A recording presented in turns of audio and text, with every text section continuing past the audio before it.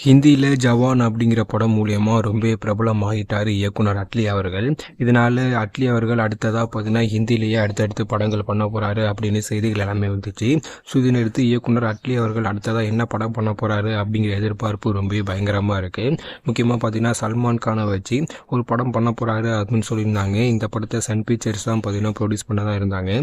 ஆனால் அட்லி அவர்கள் அதிக பட்ஜெட் கேட்டதா இந்த படம் தற்போது பார்த்தீங்கன்னா ட்ராப் ஆச்சு. இதனையடுத்து அட்லி அவர்கள் அல்லு அர்ஜுனை வச்சு ஒரு படம் பண்ண போகிறாரு அப்படின்னு தற்போது செய்திகள் எல்லாமே வந்திருக்கு. இந்த படத்தை பார்த்தீங்கன்னா தில் ராஜு அவர்கள் பார்த்தீங்கன்னா ப்ரொடியூஸ் பண்ண அதிக வாய்ப்பு இருக்கான். ஆனால் அட்லி அவர்கள் இந்த படத்துக்காக கிட்டத்தட்ட அவரோட சம்பளமே கிட்டத்தட்ட 100 கோடி கேட்டிருக்காராம். இதை பார்த்து தில் ராஜு அவர்கள் ஒரு மிகப்பெரிய அதிர்ச்சி ஆயிட்டாராம். ஸோ இவர் சொல்கிற டீலுக்கெல்லாம் ஒத்துக்கிட்டா கூடிய சீக்கிரமே இந்த படத்துடைய அறிவிப்பு எல்லாமே வரும் அப்படின்னு சொல்கிறாங்க. முக்கியமாக இந்த படத்துடைய பட்ஜெட் கிட்டத்தட்ட பார்த்தீங்கன்னா 500 கோடிக்கு மேலே அப்படின்னு சொல்கிறாங்க.